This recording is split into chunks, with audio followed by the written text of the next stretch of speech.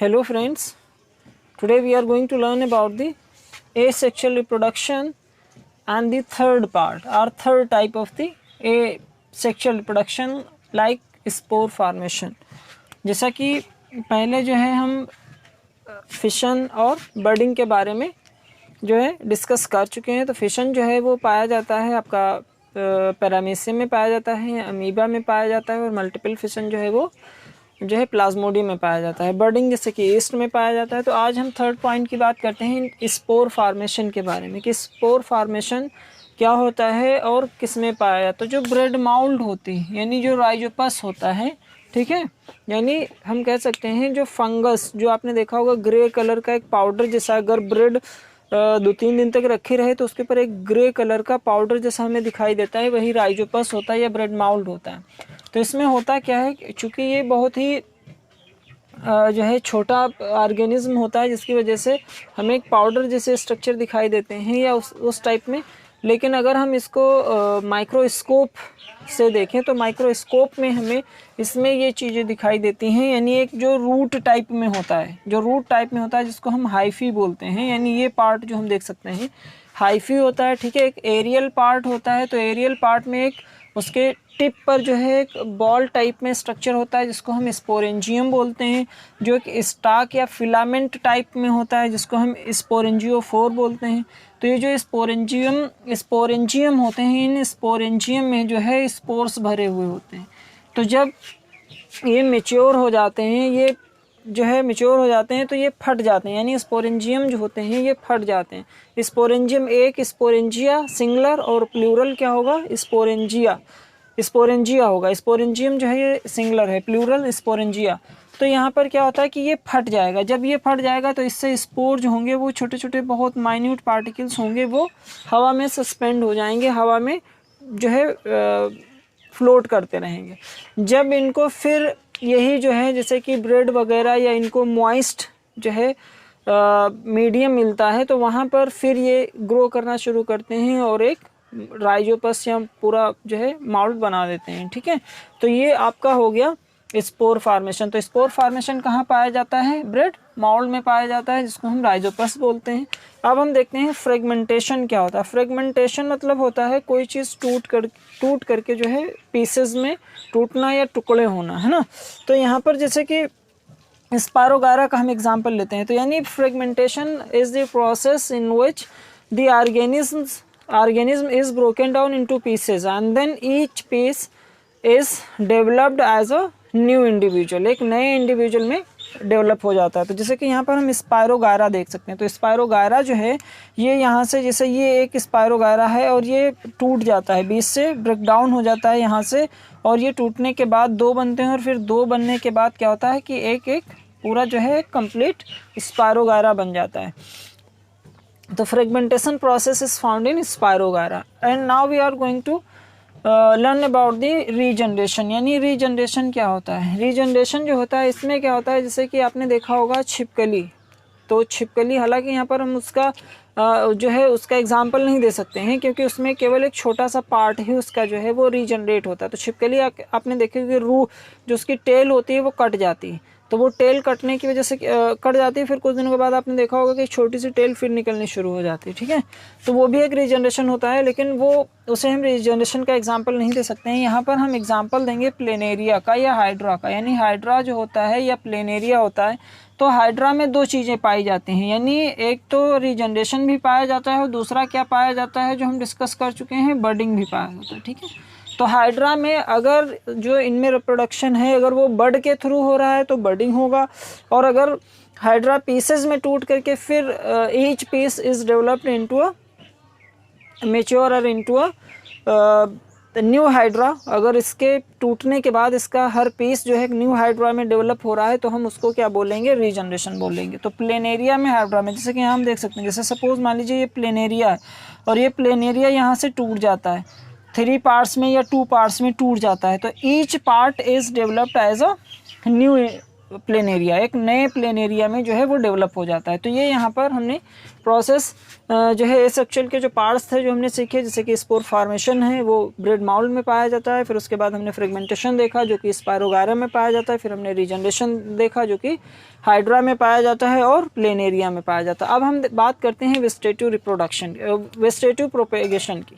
तो फ्रेंड्स अब देखते हैं वेजिटेटिव प्रोपेगेशन। तो what is the vegetative propagation? तो सबसे पहले हमें समझना है कि वेजिटेटिव प्रोपेगेशन होता क्या। तो आपने देखा होगा कि कुछ प्लांट्स ऐसे होते हैं जिनमें सीड नहीं होते हैं, फ्लावर्स नहीं होते हैं। तो ऐसे प्लांट्स या होते भी हैं, तो ऐसे प्लांट्स को कैसे डेवलप किया जाता है, कैसे जो है उनको जो है बनाया जाता है, ठीक है। तो यहाँ पर क्या होता है कि वेजिटेटिव प्रोपेगेशन मेथड यूज़ किया जाता है, या फिर क्या होता है कि इस वेजिटेटिव प्रोपेगेशन मेथड से मतलब एक short period of the time में जो है एक ज़्यादा से ज़्यादा नंबर में और जल्दी प्लांट को तैयार किया जा सकता है। तो यानी वेजिटेटिव प्रोपेगेशन क्या है कि जब किसी प्लांट का स्टेम, लीफ, उसकी रूट है, इन चीज़ों को यूज़ किया जाए नया प्लांट बनाने में, तो वो क्या कहलाएगा, वेजिटेटिव प्रोपेगेशन कहलाएगा, ठीक है।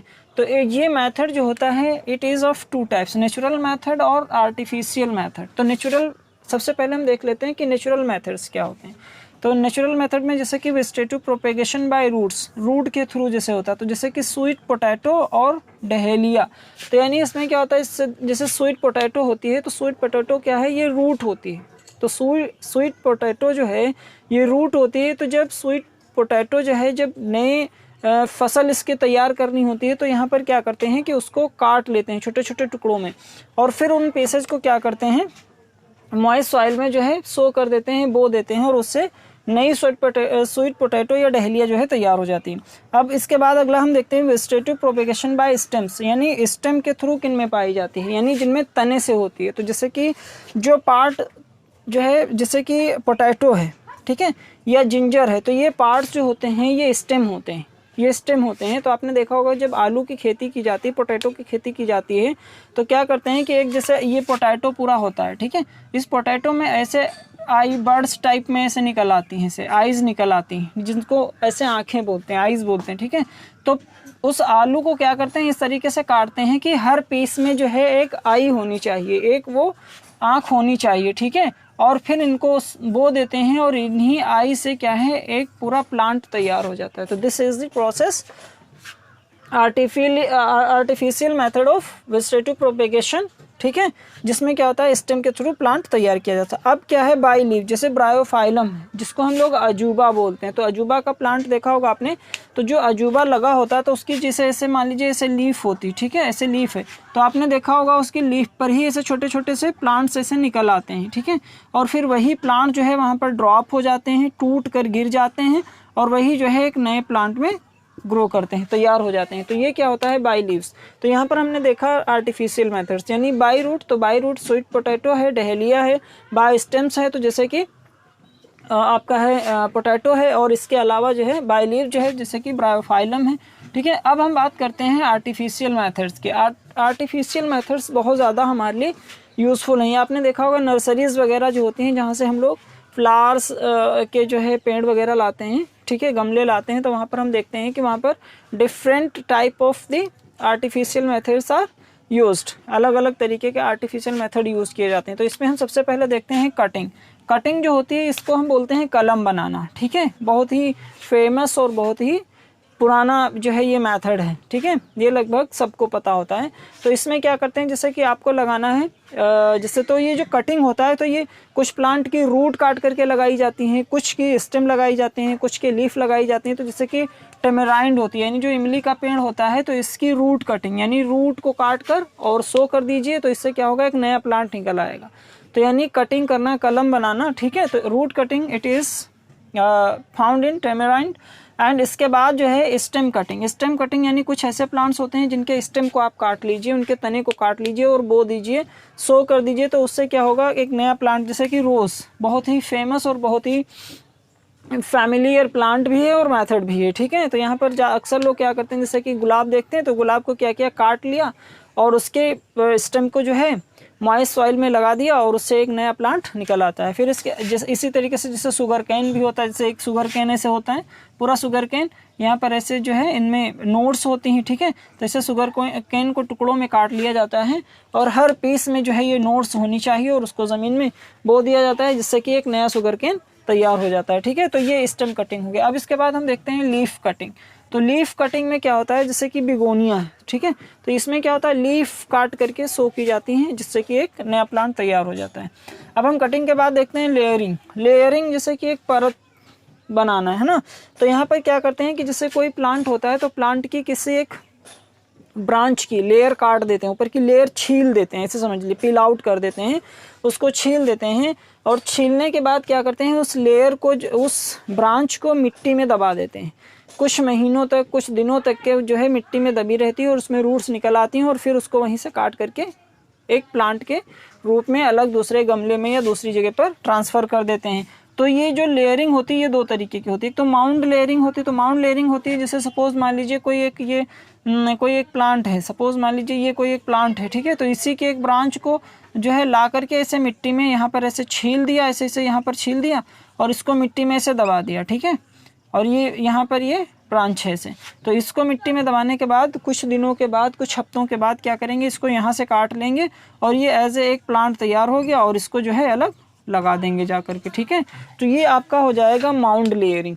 एक होती है एयर लेयरिंग या एरियल लेयरिंग। तो इसमें क्या होता है, जैसे कि कोई प्लांट लगा हुआ है तो उसकी ब्रांच को ज़मीन में नहीं ला सकते हैं, ठीक है, ज़्यादा बड़ा है। तो इसमें यानी जो माउंड लेयरिंग होती है, जैसे जैस्मिन होती है और फिर लेमन होता है, नींबू के पेड़ में भी ऐसा करते हैं। तो इसमें जैसे कि बड़ा सा एक प्लांट है, मान लीजिए ये बड़ा सा प्लांट है, तो इसकी कोई ब्रांच नीचे नहीं आ सकती है। तो इसकी कोई ब्रांच है तो ऊपर ही हवा में ही, इसीलिए इसको एरियल नाम दिया गया है, ठीक है। यहीं हवा में ही इसकी जो है लेयर को छील देंगे और यहाँ पर इसके ऊपर मिट्टी रख करके किसी चीज़ से टाइट बांध देंगे, ठीक है। तो जिससे कि इसमें क्या होंगे, रूट्स निकल आएंगे। रूट निकलने के बाद इसको यहाँ से काट करके एक एज ए अलग प्लांट के जो है सेपरेट प्लांट में जो है इसको लगा देंगे और वो प्लांट के रूप में ग्रो कर जाएगा, ठीक है। तो ये लेयरिंग हो गई आपकी, माउंड लेयरिंग हो गई, जब ज़मीन के अंदर मिट्टी में ही वो डाल पहुंच जाए और मिट्टी में ही दबा दें।